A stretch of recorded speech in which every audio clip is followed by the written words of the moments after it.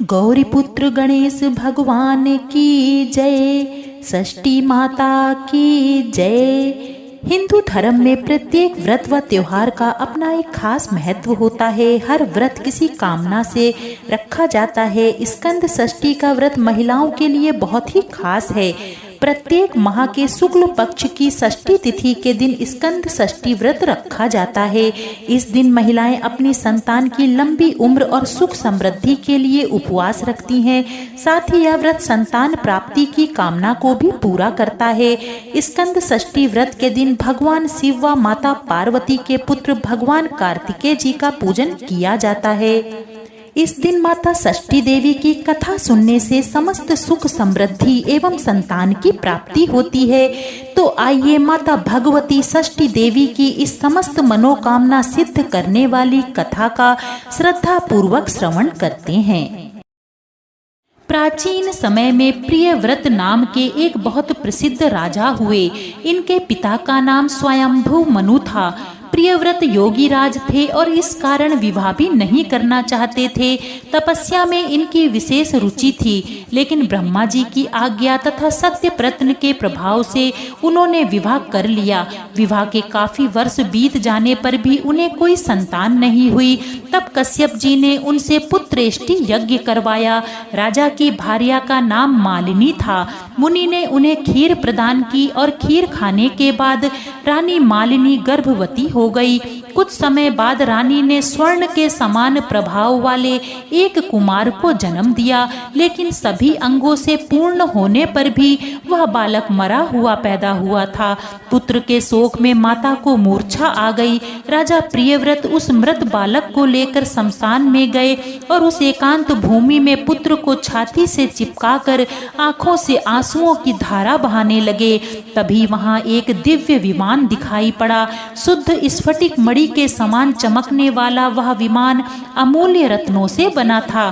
तेज से जगमगाते हुए उस विमान की रेशमी वस्त्रों से अनुपम शोभा बढ़ रही थी। वह अनेक प्रकार के अद्भुत चित्रों व पुष्पों की माला से सजा हुआ था। उस विमान में मन को मुग्ध करने वाली एक सुंदर देवी को राजा प्रियव्रत ने देखा। श्वेत चंपा के फूल के समान उनका उज्जवल वर्ण था।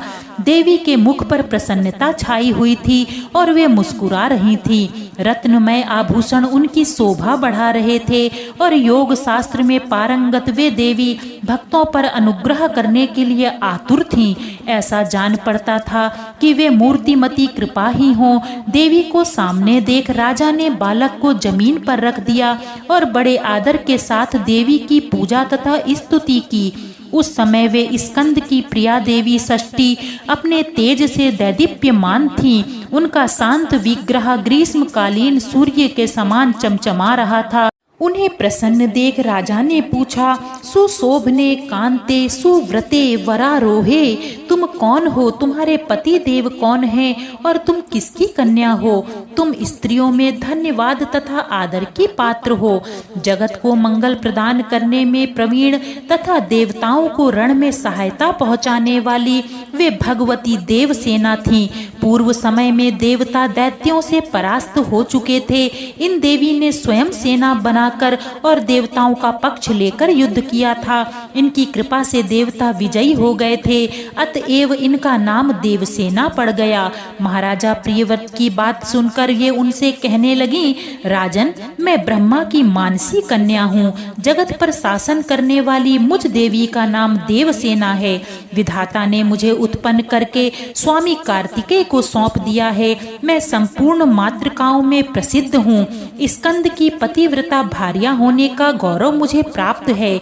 भगवती मूल प्रकृति के छठे अंश से प्रकट होने के कारण विश्व में मैं षष्ठी देवी के नाम से प्रसिद्ध हूँ।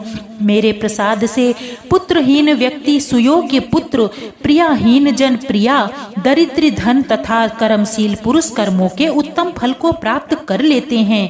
राजन, सुख दुख भय शोक हर्ष मंगल संपत्ति और विपत्ति ये सब कर्म के अनुसार होते हैं। अपने ही कर्म के प्रभाव से पुरुष अनेक पुत्रों का पिता होता है और कुछ पुत्रहीन भी हो जाते हैं। किसी को मरा हुआ पुत्र तो किसी को दीर्घजीवी पुत्र प्राप्त होता है। यह सब कर्म का ही फल है। गुणी अंगहीन अनेक पत्नियों का स्वामी, भार्या रहित रूपवान रोगी और धर्मी होने के मुख्य कारण कर्म ही है। कर्म के अनुसार ही व्याधि होती है और पुरुष आरोग्यवान भी होता है। अतएव राजन, कर्म सबसे बलवान है, यह बात श्रुति में कही गई है। इस प्रकार कहकर देवी षष्ठी ने उस बालक को उठा लिया और अपने महान ज्ञान के प्रभाव से खेल खेल में ही उसे पुनः जीवित कर दिया। अब राजा ने देखा तो स्वर्ण के समान प्रभाव वाला वह बालक हंस रहा था। अभी महाराज प्रियव्रत उस बालक को देख ही रहे थे कि देवी देवसेना उस बालक को लेकर आकाश में जाने को तैयार हो गईं। यह देख राजा के कंठ, ओष्ठ तथा तालु सूख गए। उन्होंने पुनः देवी की स्तुति की। तब संतुष्ट हुई देवी ने राजा से वेदोक्त वचन कहा, तुम स्वयंभू मनु के पुत्र हो, त्रिलोकी में तुम्हारा शासन चलता है। तुम सर्वत्र मेरी पूजा करवाओ और स्वयं भी करो, तब मैं तुम्हें कमल के समान मुख वाला यह मनोहर पुत्र प्रदान करूंगी। इसका नाम सुव्रत होगा। इसमें सभी गुण तथा विवेक शक्ति विद्यमान रहेगी। यह भगवान नारायण का कला अवतार तथा प्रधान योगी होगा। इसे पुनर्जन्म की सभी बातें स्मरण रहेंगी। क्षत्रियों में श्रेष्ठ यह बालक 100 अश्वमेघ यज्ञ करेगा। सभी इसका सम्मान करेंगे। उत्तम बल से संपन्न होने के कारण यह ऐसी शोभा पाएगा जैसे लाखों हाथियों में सिंह। यह धनी, गुणी, शुद्ध विद्वानों का प्रेम भजन तथा योगियों, ज्ञानियों एवं तपस्वियों का सिद्ध रूप होगा।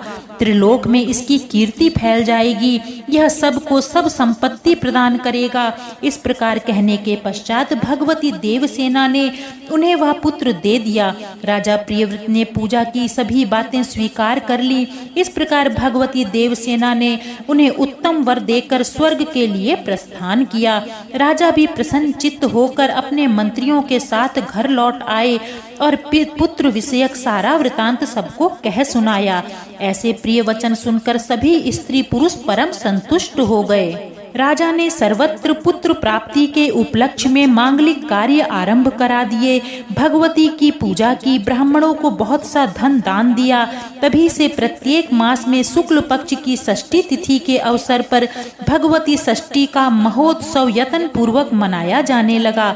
बालकों के प्रसव गृह में छठे दिन, 21वें दिन तथा अन्य प्राशन के शुभ समय पर यत्न पूर्वक देवी की पूजा होने लगी।